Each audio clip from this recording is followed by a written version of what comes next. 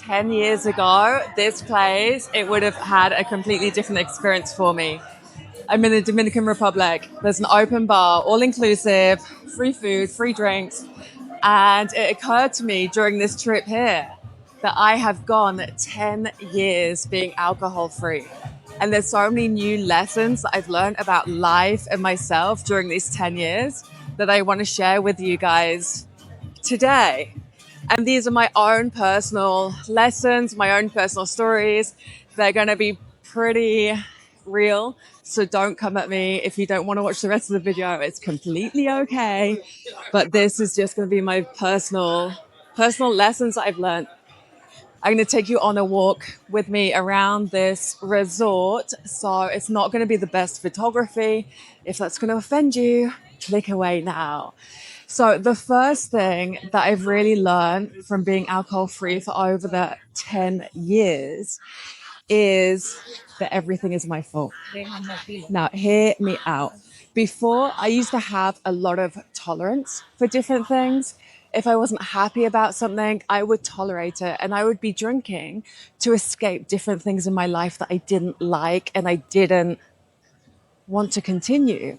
And then when you take that tolerance away, it really shows you that there's no point in blaming your boss, blaming your partner, blaming the government or whoever it is. Like literally, like it's all my fault.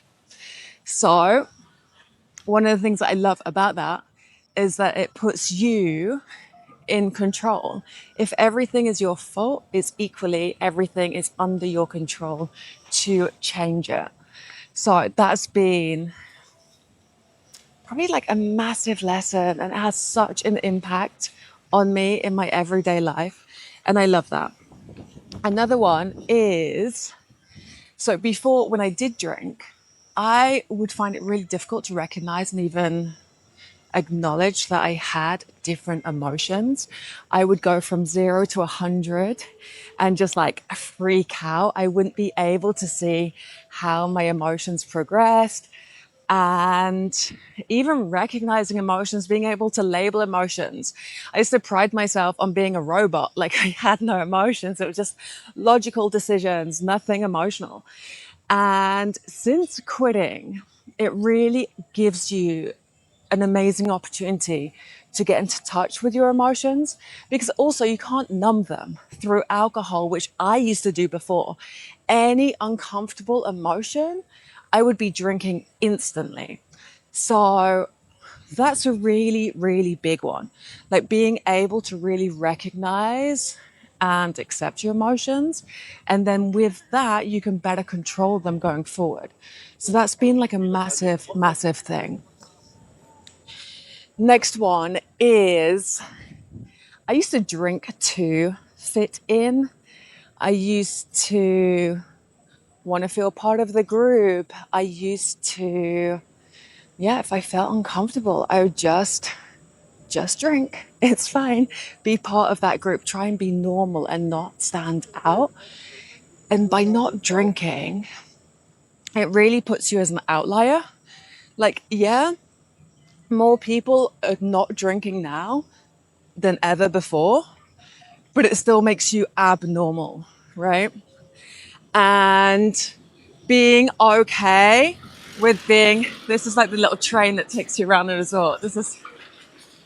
I've never been to a resort like this. It's frigging crazy. So being okay, being that outlier, being different for whatever reason, but for not drinking alcohol has been like a massive superpower. And especially now, like as I'm getting older, I'm 38, realizing that like the average person, they are horrifically overweight. The average person in the States does live paycheck to paycheck. The average person is divorced. The average person is on depression medication. Like there's no way that I would want to be included in what is considered completely normal nowadays. So being that outlier and learning to be okay with not fitting in.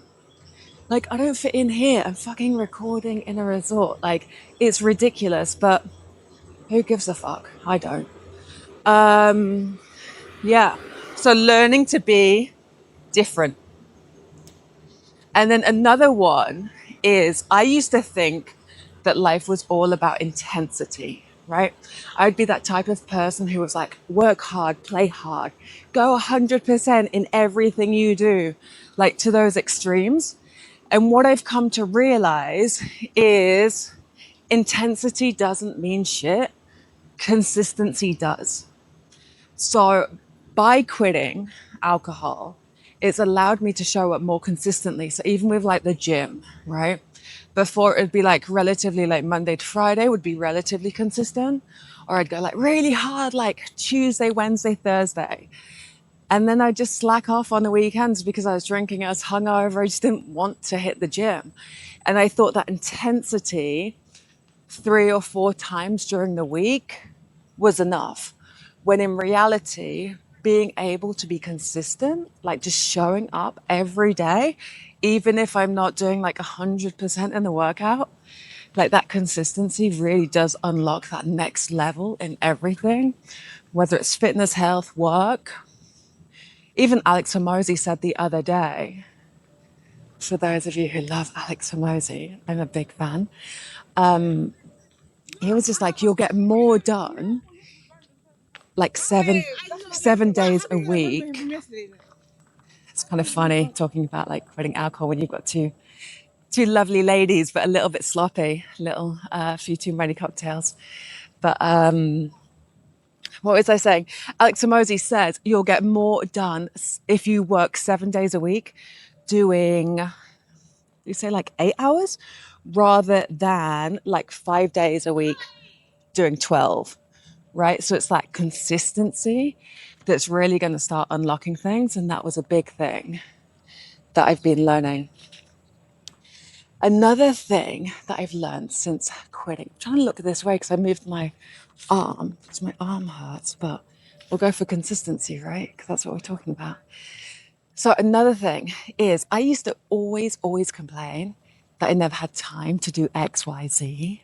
I never had time to go after my goals, my hobbies, whatever it was. And actually, by quitting out, taking the alcohol out, it's just shown me that there's so much time in the week if you cut out the bullshit. It was so easy for me to waste, like, because I remember when, like, back in the day, I was like, but if I quit drinking, like, it's not going to give me that much time. Because, like, I'm only doing it like 3 hours or 5 hours on a Saturday night when, like, what else am I going to be doing? Like, nothing.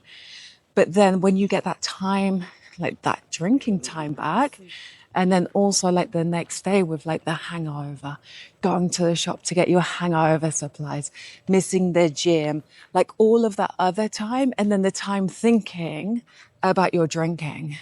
Like, I would spend so much time in that regret, shame cycle. Like, fuck, what did I do last night? Who did I speak to? Oh my God. How much money did I spend checking my bank account? Like, it was just it's crazy. I used to waste so much time. So, yeah, that's a big one. Like how much time there is when you cut out the bullshit. Have some notes here.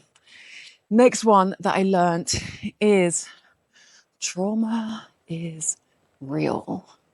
I think I never wanted to recognize or to accept how my past actually really impacted my present. And I went through quite a bit when I was younger. And I never dealt with it. I just pushed it down. If those bad emotions came up, or I'd start thinking negatively about whatever, just have a drink and numb it out. That was my style. And then I just like lie to myself. I wouldn't lie to myself because I didn't even know it was true at that time. But I just tell myself like it's not real, like it's fine. Everyone has a past. And yeah, they do. But it's really important to work through it as well and to get those lessons, right? I think everyone has like a messy past, but it's finding the messages in the mess and then seeing how you can take that forward so that you don't continue to create a mess. I think this guy's going to try and run me over. Let's just see if I stay alive. There we go. There we go. And then another thing about the trauma is I used to think that we all had like a Pandora's box, meaning that like that's where the dark secrets are left, right? Like their childhood. And I was just like, close that frigging lid, right? Anytime that lid started to open, I'd squash it down, sit on it, and have a drink. Open a bottle of Prosecco and keep that trauma well hidden and closed. And I didn't realize that like we actually live in that box. So just by closing that lid, it keeps you trapped in there. And so by opening that box up little by little, allowing a little bit of light to come in, is actually how you heal through life. And so, yeah, that was really important for me to recognize that my past does play into my present and that I needed to address it in order to kind of go ahead because I knew that I didn't want to repeat those cycles. My arm is really hurting right now. Hope you appreciate the consistent angle. Next on the list is learning to say no. I used to be a big people pleaser. Still something I've been working on a lot recently. And when I was drinking, I never really said no. I was just like, okay. And then if I didn't like the things that I was having to do, I would just drink my way through it, right? I didn't have a choice. I'd make excuses, not taking that extreme ownership and just allowing my life to be dictated by other people. Here we go. I'm going to take a seat here and see if I can rest my arm a little because it really hurts. Look how beautiful this is. This is one of the pool bars. You see how beautiful the pool is. That's insanely beautiful. Then you have like these little cabins. Do you call them cabins with little curtains? I wonder if we can sit in there and just rest this up. Okay. This is what we're going to do. Okay. We're going to rest you here so I can continue telling the little story, but it's not very good lighting. People there. Okay. So if we go from here. So yes, learning to say no and just being okay with that. Again, that goes with being okay, being the outsider, not feeling bad, and just really, I guess like one of the things, like once I took the alcohol away, it was that realization of who I am as a person. And then also like, because I didn't have the bullshit and the escapism, like it taught me to create the life that I actually wanted so that I didn't need to constantly try to be escaping. So then saying no to other people was a direct yes to myself and to what I wanted. So it made it a lot easier to do that. Next one is I have learned that I can say no, but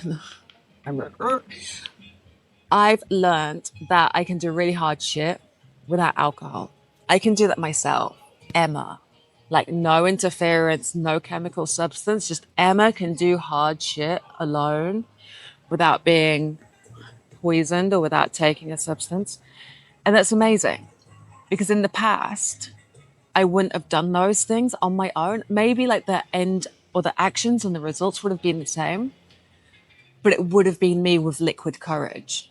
So like tonight I went for, it's like a nice restaurant. I booked a table for myself and I had a dinner by myself and it's uncomfortable, right? You don't want to be the only person in a restaurant eating, and especially when like this is a holiday resort. Like why would you be alone in a holiday resort? I am here with friends, work friends, and I wanted to go to that restaurant, so I booked a table and I went. And like in the past, yeah, maybe I would have done that, but I would have had a couple of glasses of wine to like help with that Dutch courage. And then, so yeah, you would have like, I would have been doing the same thing, but the result wouldn't have been the same. Like now I can go to a restaurant, feel really uncomfortable and just still go there and enjoy the food. which makes me realize that I am getting out of my comfort zone. I am growing, right? Whereas if I were drinking, I wouldn't have grown from that experience. I would have just numbed my way through it. So that's amazing. Like you're constantly pushing yourself out of that zone. And so that you really are just leveling up in life.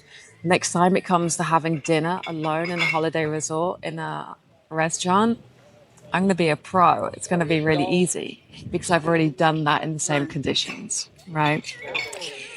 Another thing that I've learned is people judge you for not drinking, but also people judge you for the stupid shit you do when you're drinking. For me, I used to do a lot of stupid shit. Yeah. Just normal stuff. I was never an alcoholic. I was never arrested. I was never like things never happened. It's just like the normal stupid shit that you do. And so people are going to judge you for anything anyway. So you may as well just do what you want to do because they will judge you for not drinking. People will think that I'm an alcoholic. People will think that whatever. Doesn't matter because they're going to judge you either way. So just do what you want to do. And then the last one, another lesson I've learned from being alcohol free is life is as fun as you make it. You don't need alcohol to make it fun. You don't need to be in certain situations or certain environments. Like literally it's you that decides how good of experience you're going to have, whether you're in a beautiful resort or you're in a shitty little town or you're in the countryside or wherever you are or whatever circumstances you're in, you can decide to have a great time. And that mindset has really come from that, knowing that you're fully in control and it's just how you're perceiving things. That's been like a massive, massive lesson. And then it also kind of like circles back very nicely, well done, to that extreme ownership. Like if you're having a shit time, it's not because you're not drinking, it's because maybe you're with shit people, maybe you have a shit attitude, maybe life's just a bit shit, and that's okay. It doesn't always have to be sunshine and roses, right? So, yeah, those are like 10 different life lessons, I guess, that I've learned from not drinking for 10 years. And it blows my mind even to say that I haven't drunk alcohol for 10 years. That was never my intention. Yeah, somebody made a bet with me that I wouldn't be able to stop drinking for 30 days. So I took the bet and I stopped drinking for 30 days and then I tried to extend it. And then I was feeling so good that I wanted to extend it again and again and again. And here we are, 10 years on. Life has got really, really good. And it's been able, like quitting alcohol has just like allowed me, to unlock so many beautiful things in life and really take everything to that next level. And yeah, it's absolutely incredible. And I want to show you guys the beach. We're really near the beach. So if you want to just hold on for 30 seconds while I ramble, and then I'll show you the beach. One of the things, so people think quitting alcohol is literally like going through the physical detox. And we know that that is a big component, the physical detox, but it's not it's not everything. So there are 3 different detoxes that you have to go through. The first one is a physical detox, but the second one is a social detox. And that's all about learning how to live a full life in a resort and say no to alcohol, how to have fun, how to enjoy yourself and build those lasting moments and create those memories with loved ones just without alcohol. Like no one wants to quit alcohol and be isolated and not be able to leave the house because, oh my God, alcohol might be there. You've got to get to the point where you can be in any situation with anyone and just not drink, right? And then the third one is all about maybe this is too windy, but the third one is all about the emotional detox, learning how to deal with stress, anxiety, and all of your emotions just without drinking. And that's really hard. Look at this. Look at this. And we've got a very romantic moment. Dinner by candlelight. And maybe some some extra things just to give it a little glow. But anyway, that is it. We've come to the beach. So that is full circle. Um, yeah, I'd love to know, what have you learned from not drinking alcohol? Let me know in the comments below, and hope to see you on the next video. Ciao.